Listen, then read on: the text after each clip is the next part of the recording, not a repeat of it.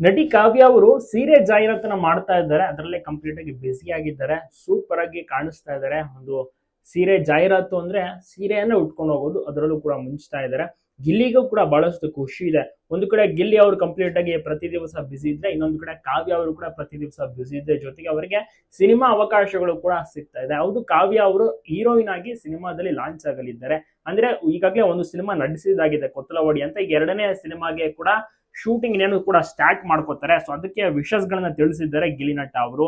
ಗಿಲ್ಲಿ ಅವ್ರಿಗೂ ಕೂಡ cinema offers ಗಳು ಬರ್ತಾ ಇದೆ. ಆದ್ರೆ ಜನರಿಗೆ ಈ ಒಂದು ಜೋಡಿ ಒಟ್ಟಿಗೆ ನಡೆಸಬೇಕೆಂಬ ಆಸೆ, ಬಟ್ ಅದು ಮುಂದಕ್ಕೆ ಆಗುತ್ತೋ ಅಲ್ವೋ ಗೊತ್ತಿಲ್ಲ. ಈ ಸದ್ಯಕ್ಕಂತೂ ಇಲ್ಲ ಒಂದು ವಿಚಾರ. ಯಾಕೆಂದ್ರೆ ಅಂತ ಕತೆ ಸಿಗ್ಬೇಕು, ಅಂತದ್ದೇ ಪ್ರೊಡ್ಯೂಸರ್ಗಳು ಸಿಗ್ಬೇಕಾಗುತ್ತೆ. ಸೊ ಇದೆಲ್ಲವೂ ಕೂಡ ಒಂದು ಲೆಂತಿ ಪ್ರೊಸೆಸ್. ಈಗ ಸದ್ಯಕ್ಕೆ ಆ ರೀತಿ ಇಲ್ಲ. ಅವರವರ ಒಂದು ಸಿನಿಮಾ ಆಫರ್ಸ್ಗಳು ಬಂದಿರುವಂತ ಕಾರಣ ಅವ್ರು ಸಿನಿಮಾವನ್ನ ಮಾಡ್ಕೊಂಡು ಹೋಗ್ತಾರೆ. ಜೊತೆಗೆ ಈವೆಂಟ್ಸ್ ಗಳಿಗೆ ಹೋದ್ರು ಕೂಡ ಅಲ್ಲಿ ದುಡ್ಡು ಕೊಡ್ತಾರೆ. ಮತ್ತೆ ಜಾಹೀರಾತುಗಳಿದ್ರೆ ಅದಕ್ಕೂ ಕೂಡ ದುಡ್ಡು ಸಿಗುತ್ತೆ ಅವ್ರಿಗೆ.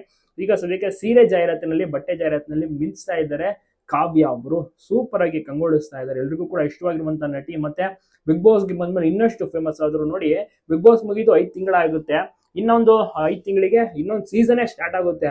ಆದ್ರೂ ಕೂಡ ನೋಡಿ, ಬಿಗ್ ಬಾಸ್ ಮುಗಿದು 5 ತಿಂಗಳಾದ್ರೂ ಇನ್ನ ಟ್ರೆಂಡಿಂಗ್ ನಲ್ಲಿ ಇದ್ದಾರೆ ಗಿಲ್ಲಿ ಮತ್ತೆ ಕಾವ್ಯ. ಬಹುಶಃ ಇದೇ 2 ಜೋಡಿ ಅನ್ಸುತ್ತೆ ಇಷ್ಟೊಂದು ಬ್ಯುಸಿ ಆಗಿರೋದು. ಬಿಗ್ ಬಾಸ್ ಮುಗಿದು ಇಷ್ಟೊಂದು ತಿಂಗಳಾದ್ರು ಇನ್ನ ಕೂಡ ಒಂದ್ 2-3 ತಿಂಗಳು ಬ್ಯುಸಿ ಆಗಿಬಿಟ್ಟಿರ್ತಾರೆ. ಅದಂತೂ ಸತ್ಯ, ಗಿಲ್ಲಿ ಮತ್ತೆ ಕಾವ್ಯ. ಸೊ ನಿಮ್ಗೂ ಕೂಡ ಇಷ್ಟನ ಈ ಒಂದು ಜೋಡಿ? ನಿಮ್ಮ ಅನಿಸಿಕೆನ ತಪ್ಪದೆ ಕಮೆಂಟ್ ಮಾಡಿ. ಎಲ್ಲ ಕಡೆ ಅಪ್ಡೇಟ್ ಶೇರ್ ಮಾಡೋದನ್ನ ಮರಿಬೇಡಿ.